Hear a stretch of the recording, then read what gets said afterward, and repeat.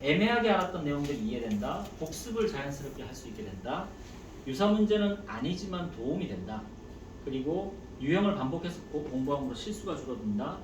반복해서 이해가 잘 된다. 오답하는 습관이 만들어지는 것 같다. 기억이 잘 안 나던 것도 반복해서 좋다. 뭐 이런 내용들을 이제 아이들이 써내고 이제 부정적 의견인데 레벨링이 안 된 반에서는 같은 교재를 가지고 오답 방면을 하다 보니까 어떤 아이는 오답 방면을 되게 많이 해야 되고 또 어떤 아이는 적게 해야 되고 이런 레벨링이 안 된 반에서는 적용하기 어려운 것 같고 유사 문제가 나오지 않고 엉뚱한 문제가 나오게 되면 이제 의욕이 좀 상실되는 거고 그 다음에 고난도 문제는 유사 문제가 잘 안 돼서 상위권 학생들에게 불만이 많다. 그리고 문제풀이를 그대로 답습하게 되는 문제가 있는 것 같다. 그 다음에 맞을 때까지 답을 찍는 학생들이 있다.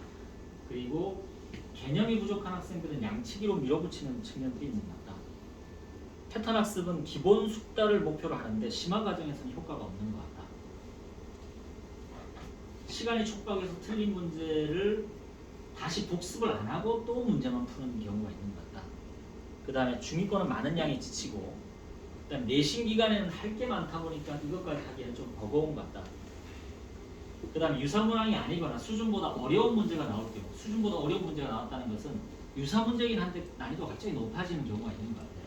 근데 그럴 때는 과도한 재오답으로 아이들을 괴롭히는 결과가 되어서 아이들의 자기 효능감이 좋을까 싶다. 심화 과정에서는 효과가 없는 것 같다. 최상위권 유사 문제가 없다. 2등급 이하는 도움이 된다. 암기 형식으로 학습하게 되는데 이것은 매우 위험하다고 생각한다. 이렇게 이번 인터뷰를 하면서 부정적인 그 영역에서 오답 방면의 문제점을 아주 신랄하게 좀 볼 수 있었던 것 같아요. 이거는 의견도 약간 수준이 높네. 전에 그거. 그 이제 설문조사보다는 인터뷰가 확실히 효과가 좋은 것 같아요. 그다음에 이제 학생 인터뷰에서 이제 부정적인 측면은 유사 문제가 아니더라. 탭으로 푸니까 힘들다. 이제 수학 문제를 이제 그림이 있으면 도형이 있으면 도형에다가 이렇게 쓰면서 해야 되는데 탭에 있으니까 아이가 이걸 풀어가는 데 있어서 불편한 점이 많다. 이제 이 부분인 거고 계속 틀리니까 하기 싫어진다. 그다음 내신 기간에는 시간이 없다. 네, 힘들다. 메타 프로그램 불편하다. 네, 이런 것들. 그 다음에 정리를 해보면 긍정적 의견은 낮은 단계 학습과 반복 습득에 효과적이고 숙련도와 이해도를 증가시키고 오답하는 습관을 잡아주는 부분 그리고 이해했다고 착각하는 걸 잡아주는 것들 이것은 긍정적인 것 같고요. 근데 부정적인 것은 레벨링 부분, 그 다음에 과제량, 학습 시간, 그 다음에 유사 문제가 나오지 못하는 이 시스템의 구조적인 문제들이 존재하는 것 같고요. 그 다음에 심층 학습이 어렵고 최상위권에 안 맞는 문제 이 부분들이 가장 큰 것 같아요. 자, 근데 얘의 신뢰성을 위해 가지고 얘랑 여름방학 때 했던 설문조사하고 한번 비교를 해봤어요. 비교를 해보니까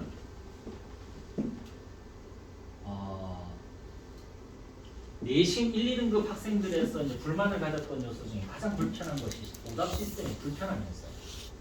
근데 그때는 그냥 최상위권들은 다른 데 불만이 별로 없고 오답 시스템이 불편하다는 거에 불만을 가지는구나 생각을 했는데 인터뷰하고 연결시켜서 보니까 최상위권 학생들한테는 오답 방열 자체가 유사 문제가 제공되지 않고 자기의 실력을 향상시키는 과정이 아닌 반복 숙달의 과정이다 보니까 이게 불편한 거예요, 시스템이. 그러다 보니까 성취감이 부족하다는 부분도 3등급 이하보다는 훨씬 더 많더라고요. 그런 점이 발견되었고 그리고 3등급 이하 학생들 보면 교재, 과제, 실력, 그 다음에 질의응답 결국은 자기 현재의 상황에서 학습 수준이 높아질 수 있는 어떤 중간 단계가 없이 계속 풀기만 하게 되니까 양이 많아지고 실질적인 자기의 질의응답을 할 수 있는 시간들이 없어지는 이런 부분들이 문제였다라고 이렇게 대비하게 되니까 훨씬 더 위 인터뷰 내용의 신뢰성들이 높아지더라고요. 그래서 이제 그런 부분들을 좀 보게 됐는데 어쨌든 이렇게 문제점들이 이렇게 막 도출되면 이 각각 하나하나 어떻게 깨지 뭐 이런 고민들을 하는데 일단은 좀 이 문제들을 해결을 위해서는 조금 쪼개야 되겠다라는 생각이 들어가지고 현재 오답 방면의 문제점들을 공통 영역과 레벨별 영역으로 좀 나눠가지고 이렇게 좀 확인을 해보자 그러면 일단 공통 영역에서는 레벨링 문제가 있고요. 그다음 유사 문제 오류가 많다. 그다음에 개념 공부가 없는 부분, 불편하다. 뭐 이런 것들이 있었고 내신이 좀 낮은 학생들 같은 경우에는 오답 후에 재테스트 할 때 이해 없이 반복하는 부분, 그 다음에 높아지면 의욕상실, 문제 풀기의 급급, 학원 자습 시간 해결이 안 되고 질의응답이 제대로 안 되고 성취감이 떨어지고 암기식 공부가 되는 것들. 내신 1, 2등급은 고난도 문제가 없다. 그 다음에 패턴 학습으로는 심화 학습이 안 된다. 네, 이런 내용들이 좀 있는 것 같아요. 그래서 하나씩 좀 이렇게 해결 방안들을 좀 보자면, 자 일단 문제에서 이렇게 한 4가지 정도 이렇게 나왔던 것 같아요. 이 4가지에서 일단 첫 번째 레벨링을 한번 먼저 손을 좀 대야 되겠다. 그래서 레벨링을 좀 정교하게 해야겠다는 생각이 들어가지고 수학이 하신 고등관 레벨링은 어떠한가 해서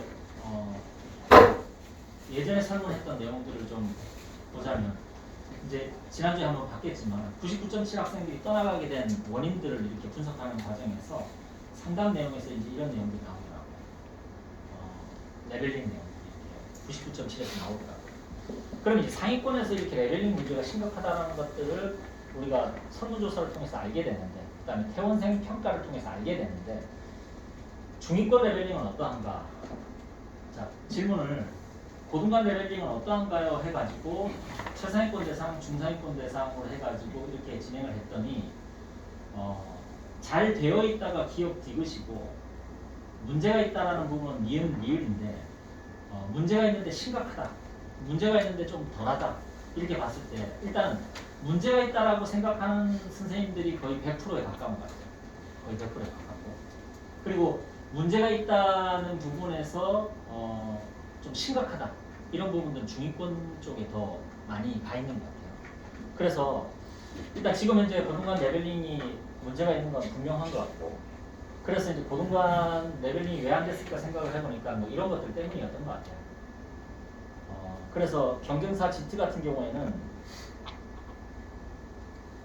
뭐 이런 문제들이 있는데 최고의 상태는 결국 이런 게 아닌가. 비율제를 진행을 하면서도 철저한